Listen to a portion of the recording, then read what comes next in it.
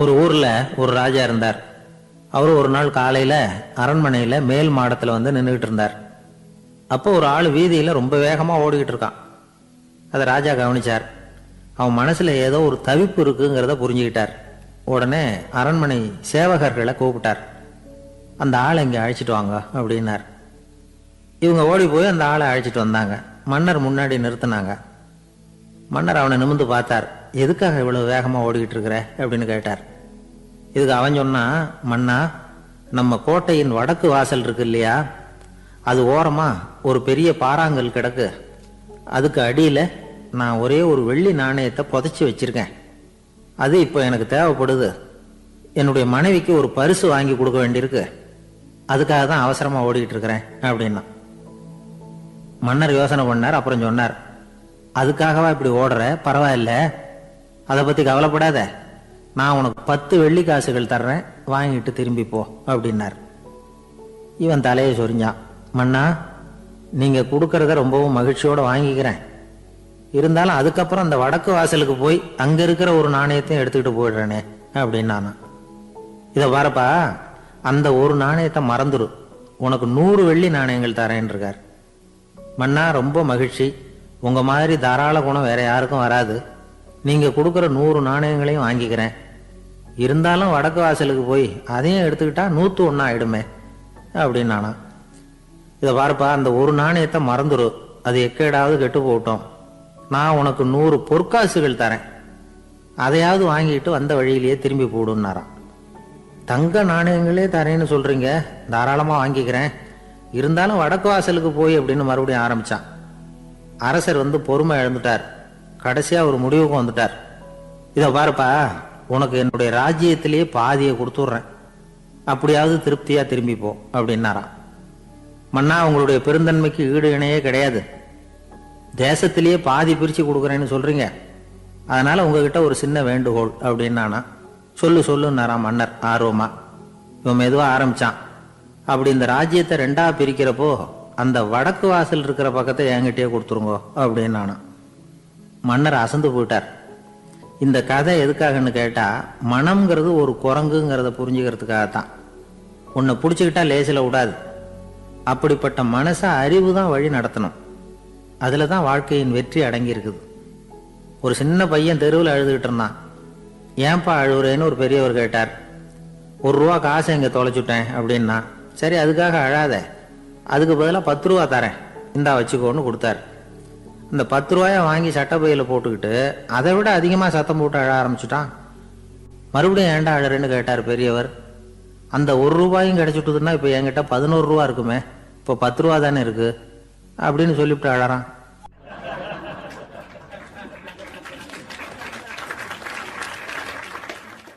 என்னுடைய நண்பர் ஒருத்தர், அவருக்கு ஜாதகத்துல நம்பிக்கை உண்டு. அவரே ஜோசியம்லாம் பார்ப்பார். என்ன சார், இந்த காலத்துல இதையெல்லாம் நம்பிக்கிட்டு இருக்கீங்களே அப்படின்னு கேட்டா, உங்களுக்கு ஒன்றும் தெரியாது சார். இந்த உலகத்துல ஒவ்வொருத்தரும் அவங்கவங்க செய்யற நல்லது கெட்டதுக்கு தகுந்த பலனை அனுபவிச்சே தீரணும் பார். அது மட்டும் இல்ல, ஒருத்தர் செத்துட்டா கூட அவன் செஞ்ச பாவ புண்ணியங்கள் கூடவே போய்கிட்டு இருக்கும் பார். அது எப்படி கூட போவோம் அப்படின்னு குதர்க்கமா கேட்டா, அதுக்கு அவர் ஒரு கதை சொன்னார். அது ரொம்ப சுவாரஸ்யமா இருந்தது. அது என்ன கதைன்னா, ஒரு ஊர்ல ஒருத்தர் இருந்தாராம். அவர் ஜோசியம் பார்க்கறதுல ரொம்ப கெட்டிக்காரரான்.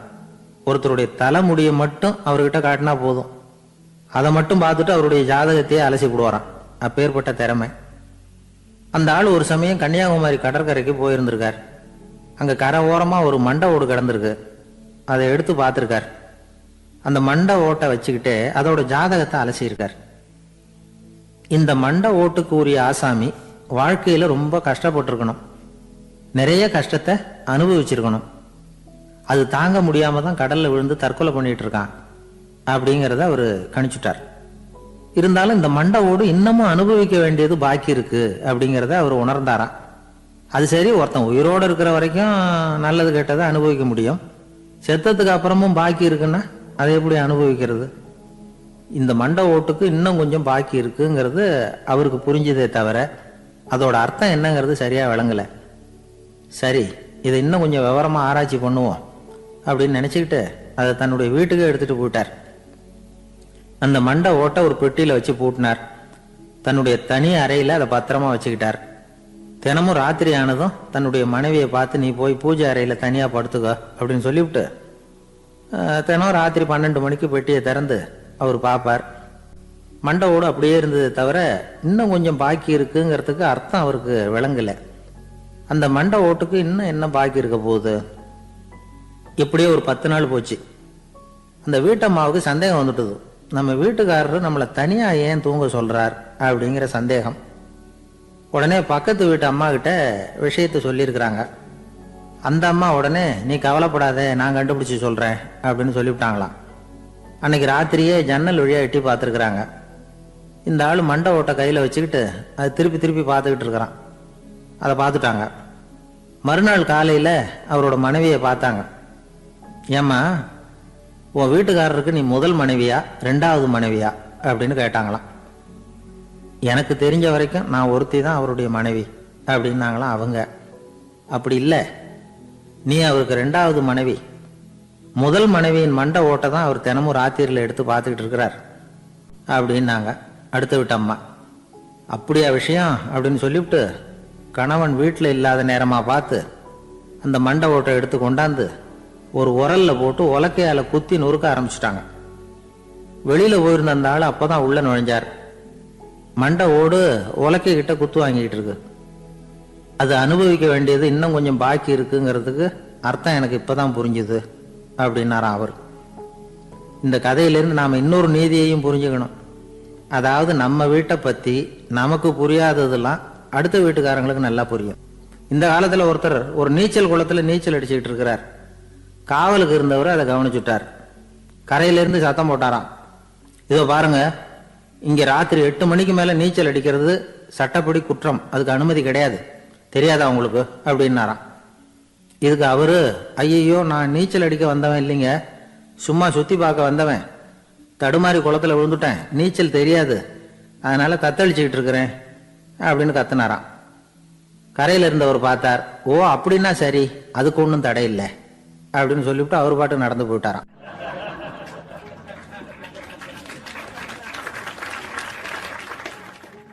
ஒரு ஊர்ல ஒரு ஆள் இருந்தான்.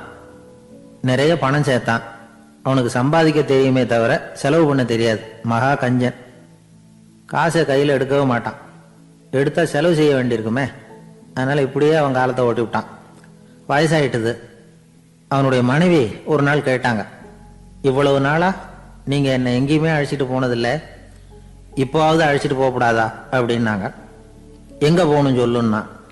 காசிக்கு போகணும், கங்கையில குளிக்கணும்னாங்க. இவன் பார்த்தான், இதுக்கு ஏன் அவ்வளவு தூரம் செலவு பண்ணிட்டு போகணும், நம்ம ஊர் ஆத்துலயே குளிக்கலாமே, இதுவும் புண்ணிய நதி தான், இங்க குளிச்சா அங்க குளிச்ச பலன் கிடைச்சிரும் அப்படின்னா. சரின்னு 2 பேரும் ஆத்தங்கரைக்கு போனாங்க. அன்னைக்கு ஏதோ விசேஷம், நிறைய கூட்டம், நிறைய பேர் குளிச்சுக்கிட்டு இருக்கிறாங்க. கரையில சில புரோகிதர்கள் நின்றுகிட்டு இருக்கிறாங்க. குளிக்கிறதுக்கு முந்தி அவங்க கிட்ட உட்காந்தா ஏதோ மந்திரம்லாம் சொல்லுவாங்க, கொஞ்சம் காசு கொடுக்க வேண்டியிருக்கும். அதனால இவன் என்ன பண்ணா, ஆத்தங்கரையிலேயே கொஞ்சம் தூரம் போனான். ஊரை விட்டு தள்ளி வந்துட்டான். அங்க யாருமே இல்லை. அப்பாடான்னு சந்தோஷப்பட்டான். குளிக்கலாம்னு புறப்பட்டான். இந்த நேரம் கடவுள் பார்த்தார், இந்த கஞ்சனுக்கு ஏதாவது புத்தி போகட்டணும் அப்படின்னு நினைச்சார். உடனே ஒரு புரோகிதர் மாதிரி உருவத்தை மாத்திக்கிட்டு அந்த ஆள் முன்னாடி வந்து நின்னார். அவனுக்கு அதிர்ச்சி. இங்க யாருமே இருக்க மாட்டாங்கன்னு நினைச்சா இங்கேயுமே ஒரு ஆள் வந்துட்டாரு, என்ன பண்றதுன்னு யோசனை பண்ணான். புரோகிதர் உருவத்தில் இருந்த கடவுள் சொன்னார், இதை பாருங்க, இன்னைக்கு விசேஷ நாள், நீராடுறதுக்கு முன்னாடி சுயகல்பம் பண்ணிக்கிறது ரொம்ப நல்லது அப்படின்னார். என்கிட்ட பணம் எதுவும் இல்லையேன்னா. பரவாயில்ல, அப்புறமா கொடுங்க, வாங்கிக்கிறேன், ஆனா ஒண்ணு, எவ்வளவு கொடுப்பீங்கிறத மட்டும் இப்பவே சொல்லி விடுங்க அப்படின்னார். இவன் ரொம்ப யோசனை பண்ணான். ஒரு 10 பைசா தரேன் அப்படின்னா. சரின்னு ஒத்துக்கிட்டு எல்லா கிரியைகளையும் அவர் செஞ்சார். அதுக்கப்புறம் கணவனும் மனைவியும் ஆத்துல குளிச்சாங்க. அவர் போயிட்டார். கொஞ்ச நாள் கழிச்சு அவன் வீட்டுக்கு வந்தார் கடனை வசூல் பண்றதுக்கு. வாசல்ல நின்றுகிட்டு இருந்த அவன் மனைவி இவரை பார்த்ததும் தயங்க ஆரம்பிச்சாங்க. அந்த அம்மா கிட்ட விஷயத்த சொன்னார். அந்த அம்மா ஓடி போய் உள்ள இருக்கிற தன்னுடைய கணவர்கிட்ட சொன்னாங்க. அவன் யோசனை பண்ணான், இப்ப வெளியில போனா அவனுக்கு 10 காசு கொடுக்க வேண்டியிருக்கும், அதனால எனக்கு காய்ச்சல்னு அந்த ஆளுகிட்ட சொல்லிவிடு, இன்னொரு சந்தர்ப்பத்தில் என்னை வந்து பார்க்க சொல்லு அப்படின்னா. அந்த அம்மா போய் சொன்னாங்க. அப்படிங்களா? அப்படின்னா அவரை நான் உடனே போய் பார்க்கணுமே அப்படின்னு உள்ள நுழைய ஆரம்பித்தார். அவங்க மறுபடியும் இருங்க இருங்க தான் வரேன்னு சொல்லிவிட்டு உள்ள ஓடி விஷயத்தை சொன்னாங்க. இது ஏதுடா வம்பா போச்சு அப்படின்னு பார்த்தான். மனைவியை கிட்டத்தில் கூப்பிட்டான். இதோ பாரு, ஜன்னி கண்டு நான் இறந்து போயிட்டதா சொல்லிவிடு அப்படின்னா சொன்னாங்க. புரோகிதர் பார்த்தார். அப்படின்னா ஒரு வழியாக இருந்து அவருடைய இறுதி சடங்குகளையும் நானே முடிச்சுட்டு போயிடுறேன் அப்படின்னார். உள்ளே இருந்தவன் யோசனை பண்ணான், அந்த ஆள் என்னை விடமாட்டான் போல இருக்கு, அதனால் ஒரு சவப்பெட்டியில் என்னை வச்சு தூக்கிக்கிட்டு மயானத்துக்கு போங்க பார்த்துக்கலாம் அப்படின்னா. புரோகிதரும் விடுற மாதிரி இல்லை, கூடவே நடந்து போயிட்டு இருக்கிறார். அங்கே இறக்கி சடங்குகளை முடிச்சுட்டு தீ வைக்கிற நேரம் பொட்டிக்குள்ளே இருந்த நம்ம ஆள் அலறி அடிச்சுட்டு வெளியில் ஓடி வந்தான். புரோகிதர் உருவத்தில் இருந்த கடவுள் சிரிச்சார், தன்னுடைய சுய உருவத்தை காட்டினார். அதுக்கப்புறம் அவனை கூப்பிட்டு, இதை பாருப்பா, ஏன் இப்படி அல்லாடுற, ஏதாவது வர வேணும்னா கேள்தரேன் அப்படின்னார். அவன் யோசனை பண்ணான். பகவானே, ஒரே ஒரு வரம் தான் உங்ககிட்ட கேட்கணும்னா. என்ன வேணும் கேளுன்னார். அந்த 10 பைசா தட்சணையை தள்ளுபடி பண்ணா போதும் அப்படின்னா. கடவுளும் சரின்னு சொல்லிட்டு போயிட்டார். இப்படி ஒரு கதையை சுவாமி சிவானந்தர் சொல்லியிருக்கிறார். செல்வந்தர்கள் பல பேர் இப்படித்தான் இருக்கிறாங்க. தாங்களும் அனுபவிக்க மாட்டாங்க, அடுத்தவங்களுக்கும் கொடுக்க மாட்டாங்க. இது மாதிரியான கஞ்சர்களுக்கு இந்த உலகம் இல்லை அந்த உலகம் இல்லைங்கிறார் அவர். இந்த கதையில கடவுள் கடன் வசூலுக்கு வந்தது மாதிரி நம்ம ஊர் ஆள் ஒருத்தன் இன்னொருத்தர்கிட்ட 10 பைசா கடன் கொடுத்துட்டான். திருப்பி வாங்கறதுக்கு நடையா நடக்கிறான். கடைசியா கேட்டான், நீ எப்பதான் கடனை திருப்பி தரப்போற, அதை முடிவா சொல்லுன்னா. வர்ற வியாழக்கிழமை கண்டிப்பா கொடுத்துருவேன் அப்படின்னானா அவன். அன்னைக்கு நான் ஊர்ல இருக்க மாட்டேனே அப்படின்னானா இவன். அதனால என்ன, நானும் தான் அன்னைக்கு ஊர்ல இருக்க மாட்டேன் அப்படின்னானா. ஒருத்தர் ஓடி வந்தார். இன்னொருத்தரை பார்த்து, சார் உங்க சைக்கிளை ஒரு நாள் இரவல் கொடுங்களேன், பக்கத்து ஊருக்கு போயிட்டு வர வேண்டியிருக்கு அப்படின்னார். இவர் சைக்கிளை கொடுத்து பத்திரமா கொண்டுட்டு போங்கன்னார்.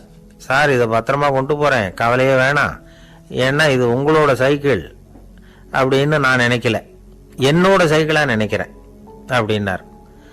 அதுக்கப்புறம் தான் இவருக்கு உண்மையாவே பயம் வந்துட்டுது. ஏன்னா அவர் சொன்னது மாதிரி அதை தன்னோட சைக்கிளாவே நினைச்சு தள்ளிட்டு போட்டா என்ன பண்றது. எது எதை நம்முடையதா நினைக்கணுங்கிறதுக்கு ஒரு வரையறை இருக்கு. சில பேர் ஆபீஸையே வீடா நினைச்சு விடுறது உண்டு. அப்படிப்பட்டவங்க கூட வீட்டை ஆபீஸா நினைக்கிறது இல்லை. ஏன்னா வீட்டில் இவர் ஆபீஸராக நடந்துக்க முடியறதில்ல. இதெல்லாம் ஒரு பக்கம் இருக்கட்டும், இப்போ விஷயத்துக்கு வருவோம். பொறியியல் மேதை டாக்டர் விஸ்வேஸ்வரய்யா இருந்தார் இல்லையா, பாரத ரத்னா விருதெல்லாம் கொடுத்தாங்களே. ஆபீஸ் வேலை வேற, சொந்த வேலை வேற அப்படிங்கிறதுக்கு ஒரு உதாரணமா இருந்தவர் அவர். மைசூர் மகாராஜா கிட்ட திவானா இருந்தார். அவர் ஒரு நாள் அரசாங்க வேலை காரணமா வெளியூர் போயிருந்தார். ஹாசன்கிற ஊருக்கு பக்கத்துல ஒரு பயண மாளிகை, அங்க தங்கிவிட்டார். ராத்திரி அங்க தங்கி இருந்துட்டு விடிஞ்சதும் ஊருக்கு திரும்புறதாக திட்டம். ராத்திரி தூங்கறதுக்கு ரொம்ப நேரம் ஆயிட்டுது. ரொம்ப நேரம் வரைக்கும் அரசாங்க சம்பந்தப்பட்ட வேலைகளையே பார்த்துக்கிட்டு இருக்கிறார். அரசாங்க ஃபைல்கள் நிறைய இருந்தது. அதையெல்லாம் ஒவ்வொன்றா எடுத்தார், படிச்சு பார்த்தார், பரிசீலனை பண்ணார். அதில் எழுத வேண்டியதை எழுதினார், கையெழுத்து போட்டார். ஒரு வழியாக அந்த வேலையெல்லாம் முடிஞ்சுது. அதுக்கப்புறம் என்ன பண்ணார்னா, தன்னுடைய சூட்கேஸை திறந்தார். அதிலிருந்து 2 மெழுகுவத்தியை எடுத்து கொளுத்தி வச்சார். அந்த பயண மாளிகையில் அது வரைக்கும் எரிஞ்சுக்கிட்டு இருந்த மின்சார விளக்குகளை அணைச்சுட்டார். அதுக்கு பிறகு அந்த மெழுகுவத்தி வெளிச்சத்தில் சில புத்தகங்களை தொடர்ந்து படிக்க ஆரம்பிச்சிட்டார். அந்த பயண மாளிகையில் பணியாளராக இருந்தவர் இதை பார்த்துட்டு ஓடி வந்தார். மறுபடியும் மின் விளக்கு போடுறதுக்காக போனார். விஸ்வேஸ்வரய்யா அதை பார்த்துட்டு போட வேணாம்ட்டாராம். இது வரைக்கும் நான் அரசாங்க அலுவல்களை கவனிச்சுக்கிட்டு இருந்தேன், அதனால மின் விளக்குகள் அப்போ எரிஞ்சதுல தப்பு இல்லை. இப்போ நான் புத்தகம் படிச்சுக்கிட்டு இருக்கேன், இது என்னுடைய சொந்த வேலை, இங்கே இருக்கிற மின் விளக்கு அதுக்காக ஏன் எரியணும் அப்படின்னு கேட்டாராம். இப்போ இருக்கிற சில அரசு பணியாளர்கள் கிட்ட இந்த சம்பவத்தை பேச்சோட பேச்சா சொல்லி பார்த்தேன். அவங்களால இதை ஜீரணிக்கவே முடியல. நேர்மை தேவைதான் சார், அதுக்காக அவ்வளவு தூரத்துக்கு அது தேவையா அப்படிங்கிறாங்க. விஸ்வேஸ்வரய்யா அப்படி பண்ணினது தான் ஒரு நேர்மையாளர் அப்படின்னு இந்த உலகத்துக்கு நிரூபிக்கணுங்கிறதுக்காக இல்லை. தான் அப்படி நடந்து காட்டினா தன்னை சுற்றி இருக்கிறவங்களும் அதை கேள்விப்படுறவங்களும் முடிஞ்ச அளவுக்கு பொது வாழ்க்கையில் அரசு பணியில் நேர்மையை கடைபிடிக்க முயற்சி பண்ணலாமே அப்படிங்கிறதுக்காகத்தான். இப்போவும் சில பேர் இருக்கிறாங்க, இவங்க ஆஃபீஸ் வேற வீடு வேறன்னு நினைக்கிறது இல்லை, அவ்வளோ உரிமை. ஒருத்தர் அப்படிதான், அவருக்கு அவசரமா 5000 ரூபாய் தேவைப்பட்டது. ஆபீஸ் பணத்தை எடுத்துக்கிட்டார். அந்த நேரம் பார்த்து ஆடிட் வந்துட்டுது, ஆப்பிட்டுக்கிட்டார். விசாரணை நடக்குது. அவர் சொல்றார், சார் நான் நேரம் காலம் பார்க்காம ஆபீஸில் வேலை செய்வேன், ஏன்னா அதை என்னோட ஆஃபீஸாக நினைக்கிறேன். அவசரத்துக்கு அந்த பணத்தை எடுத்தேன். மறுபடியும் வச்சுடலாம்னு தான் இருந்தேன். அதுக்குள்ளே இப்படி ஆயிட்டுது. நீங்கள் என்ன நினச்சாலும் சரி, நான் ஆஃபீஸ் வேற வீடு வேற அப்படின்னு நினைக்கிறது இல்லை. அது என்னோட சுபாவம் அப்படின்னார். விசாரணை பண்ணவர் தீர்ப்பு வழங்கினார். உங்கள் சுபாவத்துக்கு மதிப்பு கொடுத்து நானும் தீர்ப்பு வழங்குறேன். நீங்கள் கொஞ்ச நாள் ஜெயிலில் இருந்துட்டு வாங்க. அது உங்களுக்கு கஷ்டமாக இருக்காதுன்னு நினைக்கிறேன். ஏன்னா அங்கே போனாலும் நீங்கள் உங்கள் சுபாவப்படி வீடு வேற ஜெயில் வேறன்னு நினைக்க மாட்டீங்க அப்படின்னாராம்.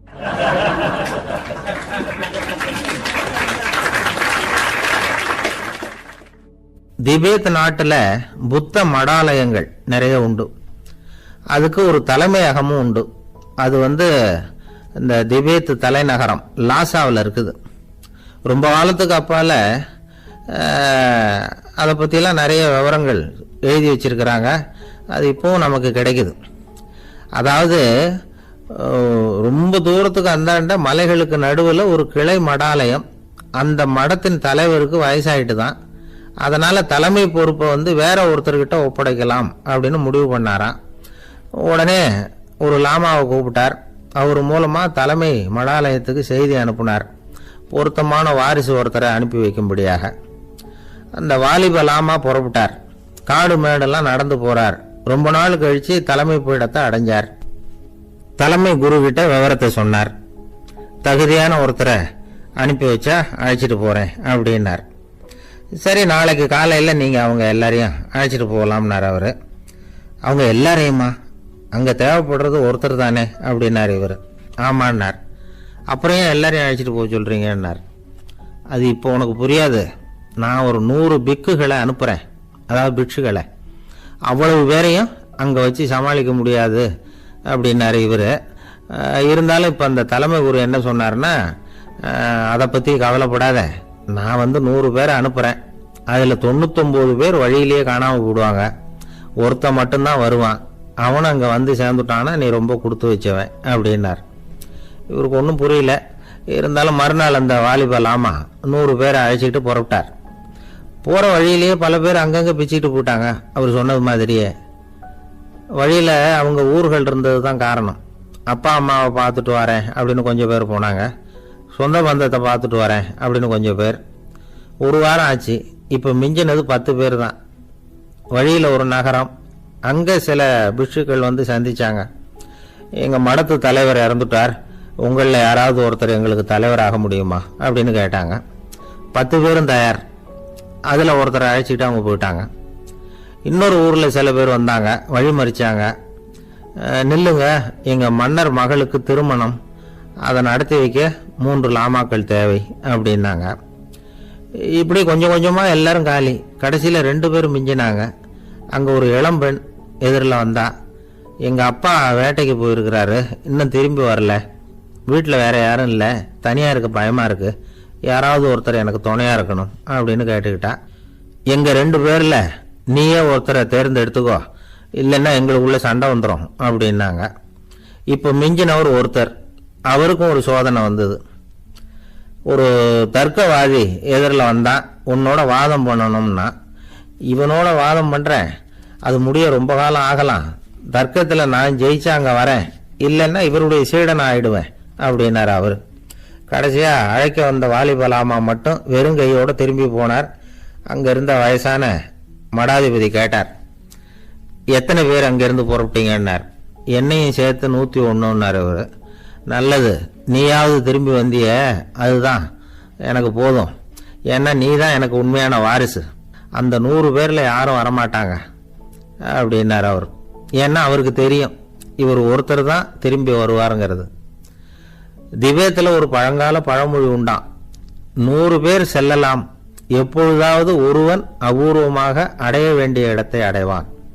இதுதான் அந்த பழமொழி. ஒரு உன்னதமான இலக்கை அடையணும்னா அது அவ்வளவு சுலபமான காரியம் இல்லை. இந்த காலத்து மடாலயம் ஒன்று, அதில் ஒரு தலைவர், அவருக்கு வயசாயிட்டுது, தனக்கு ஒரு வாரிசை நியமிக்கணும் அப்படின்னு ஆசைப்பட்டார். ரொம்ப கஷ்டப்பட்டு ஒருத்தரை பிடிச்சார். தனக்கு வாரிசா நியமிச்சுட்டு அவர் சமாதி ஆயிட்டார். புதுசாக பொறுப்பேற்றுக்கிட்டவர் அப்படியே உட்காந்துருந்தார். அவரை தேடிட்டு பத்திரிகை நிருபர்கள்லாம் வந்தாங்க, கேட்டாங்க. அவர் உங்கள் பொறுப்பில் வந்து அவர் பெரியவர் விட்டுட்டு போன இது எவ்வளவு சுமாராக தேரும், எவ்வளவு விட்டுட்டு போனார் அப்படின்னு கேட்டிருக்கிறாங்க. அது என்ன ஒரு 50 லட்சம் இருக்கும் அப்படின்னாராம். அவ்வளவும் பணமா அப்படின்னு கேட்டிருக்காங்க. இல்லைங்க, கடன் அப்படின்னாராம் இவர்.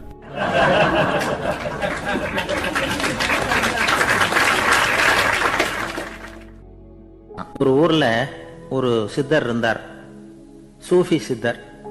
அவர் ஞானம் பெற்ற ஒரு சித்தர். ஒரு நாள் அந்த நாட்டு மன்னன் அவரை பார்க்கறதுக்காக வந்தான். என்ன வேணும் உனக்குன்னு கேட்டார்.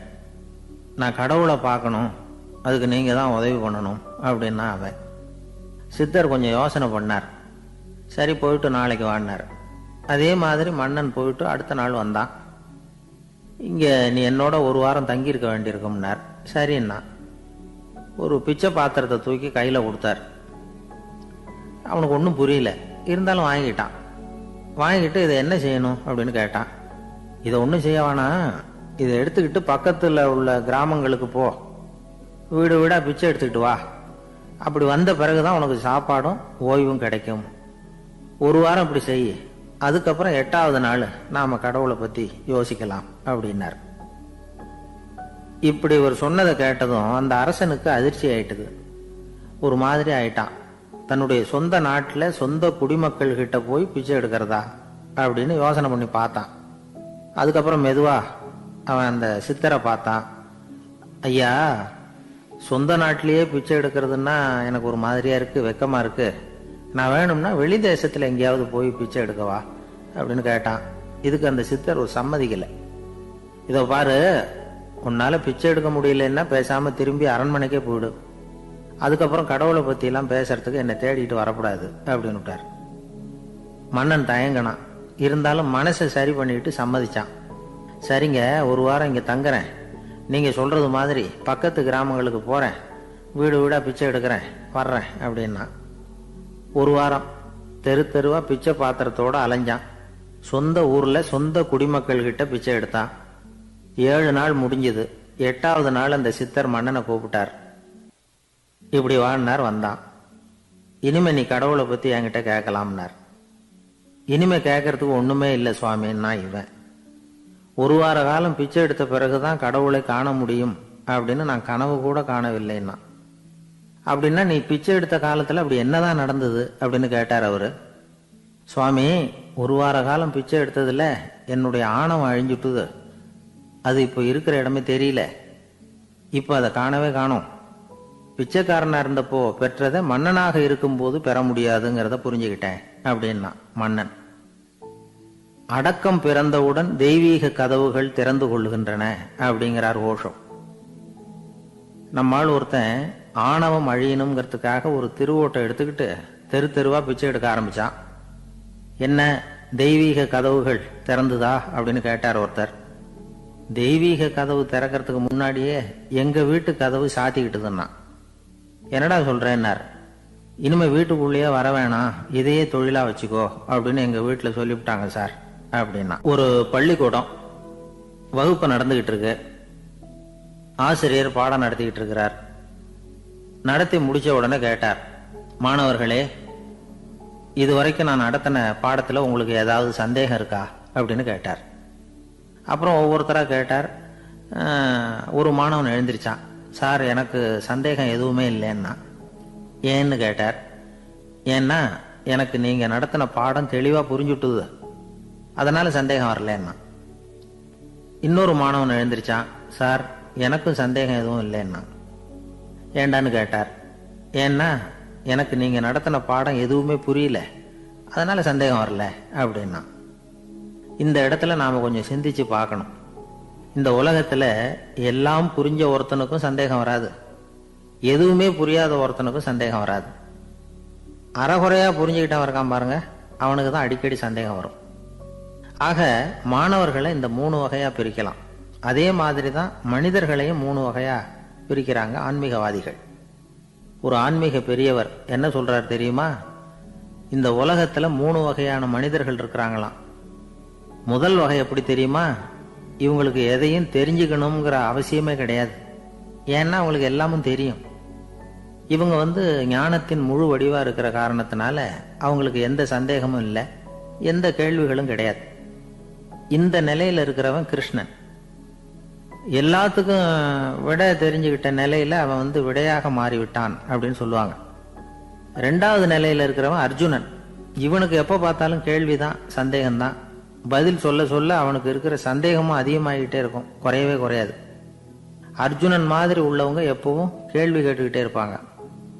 ஒரு கேள்விக்கு விட கிடைச்சுட்டுன்னு வைங்க, உடனே இன்னொரு கேள்வி அவங்க கிட்ட இருந்து வரும். கிருஷ்ணனுடைய நிலை எப்படின்னா அது கேள்விகளே அற்ற ஒரு நிலை. அர்ஜுனனுடைய நிலை எப்படின்னா அது கேள்விகளை தவிர வேறு எதுவும் அற்ற ஒரு நிலை. இவங்களை தவிர இன்னொரு ஆள் இருக்கிறான், அவனுக்கும் கேள்விகள் அற்ற ஒரு நிலை தான். அவன் யாருன்னா துரியோதனன். இவனுக்கு தெரிஞ்சுக்கணுங்கிற எண்ணமே சுத்தமா கிடையாது. ஆவலே இல்லைங்கிறதுனால அதை புரிஞ்சுக்கணுங்கிற அவசியமும் இல்லை. அதனால அவனுக்கு கேள்விகள் அற்ற ஒரு நிலையில அவன் இருந்துகிட்டு இருக்கிறான். எல்லா பதிலும் தெரிந்து கொண்ட நிலையில கிருஷ்ணனும் கேள்விகள் அற்ற நிலையில இருக்கிறான். தெரிஞ்சுக்கணுங்கிற ஆவலே இல்லாத துரியோதனனும் கேள்விகள் அற்ற நிலையிலே இருக்கிறான். இப்படியும் இல்லாம அப்படியும் இல்லாம ரெண்டும் கெட்டான நிலையில இருக்கிறானே, அவன் தான் அர்ஜுனன். அதனால பெரியவங்கள்லாம் என்ன சொல்றாங்கன்னா, இந்த உலகத்துல அர்ஜுனன்களா இருக்கிறவங்க ஒண்ணு துரியோதனனா மாறிடணும், இல்லைன்னா கிருஷ்ணனா மாறிடணும். இதை தவிர வேற வாய்ப்பு இல்லை. துரியோதனன் மாதிரி உள்ளது விலங்கு நிலை, கிருஷ்ணன் மாதிரி உள்ளது தெய்வ நிலை. அர்ஜுனன் விலங்காவும் ஆக முடியல, தெய்வமாவும் ஆக முடியல. இப்படி ரெண்டும் கெட்டானா இருக்கிற வரைக்கும் இந்த கேள்விகளும் பிரச்சனைகளும் இருந்துகிட்டே தான் இருக்கும். இதுதான் பெரியவர்கள் சொல்லுகிற அனுபவ உண்மை. ஒரு ஆசிரியர் ரொம்பவும் விரிவா விளக்கமா பாடம் நடத்தின பிறகு, மாணவர்களே ஏதாவது சந்தேகம் இருந்தா கேளுங்கன்னாராம். ஒரு மாணவன் எழுந்திருச்சான். சார், எனக்கு ஒரு சந்தேகம்னா. என்னன்னு கேட்டார். இது வரைக்கும் என்ன பாடம் சார் நடத்துனீங்க அப்படின்னா அந்த பையன்.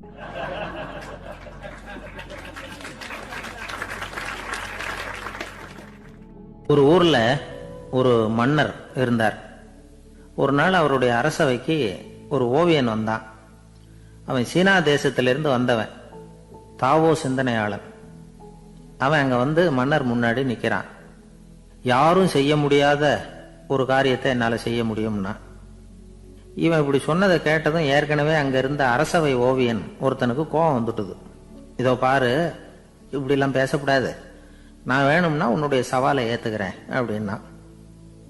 நாம 2 பேரும் ஓவியம் தீட்டுவோம், அதை பார்த்துட்டு நம்ம 2 பேர்ல யாரு சிறந்த ஓவியன் அப்படிங்கறத மன்னரே தீர்மானம் செய்யட்டும், என்ன சொல்ற அப்படின்னு கேட்டான் அவன். அவனும் சரின்னு ஒத்துக்கிட்டான். போட்டி ஆரம்பமாச்சு. அரசர் அவங்களுக்கு 2 சுவர்களை ஒதுக்கி கொடுத்தார். 6 மாச காலம் அவகாசம் கொடுத்தார். 2 ஓவியர்களும் அவங்க வேலையை ஆரம்பிச்சாங்க. இரவு பகலா வேலை செய்ய ஆரம்பிச்சுட்டாங்க. 6 மாசம் முடிஞ்சது. அரசர் பார்த்தார். முதல்ல தன்னுடைய அரசவை ஓவியர் தீட்டி இருந்த ஓவியத்தை பார்த்தார். ரொம்ப பிரமாதமா இருந்தது, பாராட்டினார். இதோ பாரு, உன்னுடைய ஓவியம் அற்புதமா இருக்கு, உயிரோட்டம் உள்ளதா இருக்குது, கலையின் உச்சமே இதுதான், இதை விட சிறந்த ஒரு ஓவியத்தை வேற யாராலையும் படைக்க முடியாது அப்படின்னார். அதுக்கப்புறம் அந்த சீன ஓவியன் கிட்ட போனார். எங்க உன்னுடைய ஓவியம்னு கேட்டார். திரைச்சீலையை விலக்கி விட்டு பாருங்கன்னா. மன்னர் அந்த திரைச்சீலையை விளக்குனார். உள்ள ஓவியம் இருக்க வேண்டிய இடம் கண்ணாடி மாதிரி தெரிஞ்சுது. அவன் அந்த 6 மாச காலமா அந்த சுவரை தேய்ச்சி தேய்ச்சி கண்ணாடி மாதிரி ஆக்கி வச்சிருக்கிறான். அதுக்கு நேரா எதிர் சுவரில் அரசவை ஓவியன் தீட்டின ஓவியம் இருக்கு. அது எதிரில் இருந்த இந்த கண்ணாடியில பட்டு பிரதிபலிக்குது. மன்னர் யோசனை பண்ண ஆரம்பிச்சார். அப்புறம் அந்த சீன ஓவியனை பார்த்து கேட்டார். இதோ பாரு, நீ என்னுடைய ஆளை தோற்கடிச்சுட்ட அப்படிங்கறதுல சந்தேகம் இல்லை, ஆனாலும் எங்களை ஏமாத்தி இருக்கிற, எந்த ஓவியமும் நீ வரையிலையே அப்படின்னார். அரசே, இதுதான் உண்மையான ஓவியம், உயிருள்ள ஓவியம். இது மனோபாவங்களை பிரதிபலிக்கும், மாறுகின்ற காலங்களை அப்படியே காட்டும் அப்படின்னா அந்த சீன ஓவியன். கையால வரைகிற ஓவியங்கள்ல சலனம் இல்லை, கண்ணாடி அப்படி கிடையாது, சக்தியின் ஓட்டம் அதுல எப்பவும் இருந்துகிட்டே இருக்கும். கண்ணாடி மட்டுமே ஜீவனுள்ள ஓவியமா இருக்க முடியுங்கிறத அந்த சீன ஓவியன் தெரிஞ்சு வச்சிருந்தான். ஏன்னா அவன் ஒரு தாவோ சிந்தனையாளன். ஒவ்வொரு குழந்தையும் இந்த கண்ணாடியோட தான் பிறக்குது. ஆனா நாம என்ன செய்யறோம்னா ஓவியங்களை கண்ணாடி மீது பதிப்பிச்சு விடுறோம். கண்ணாடி நம்மளை பிரதிபலிக்குது. நம்முடைய அழகோ அவலட்சணமோ கண்ணாடியை பாதிக்கிறது இல்லை. ஏன்னா அதுக்கு மனம் கிடையாது. கடந்து போன வினாடியை பற்றி அது சிந்திக்கிறது இல்லை. அடுத்த கணத்தை பற்றின எதிர்பார்ப்பும் அதுகிட்ட கிடையாது. அதுதான் பற்றற்ற நிலை. மனிதனுக்கு தேவைப்படுறது அதுதான். கண்ணாடி கிட்ட இருந்து நாம கற்றுக்கொள்ள வேண்டிய பாடம் இது. வாழ்க்கையில மனிதர்களை நேசிக்கலாம், உலகின் அழகையெல்லாம் பிரதிபலிக்கலாம், ஆனா எதையும் பற்றி கொண்டு விடக்கூடாது அப்படிங்கிறது பெரியவர்கள் அறிவுரை. துயரம்ங்கிறது பற்றுக்களின் சாயை. கண்ணாடி முன்னாடி நிக்கிறப்போவெல்லாம் நமக்கு இந்த ஞாபகம் வரணுமா. ஒரு குடும்ப தலைவர் ஒரு நாள் காலையில விடிஞ்சு எழுந்திரிச்சதும் சத்தம் போட்டார். யார் இந்த கருங்குரங்கு படத்தை என் ரூம்ல கொண்டாந்து மாட்டி வச்சது அப்படின்னு கத்தினார். சமையல் கட்டிலிருந்து மனைவி பதில் சொன்னாங்க. தூக்க கலக்கத்துல உளராதுங்க, நல்லா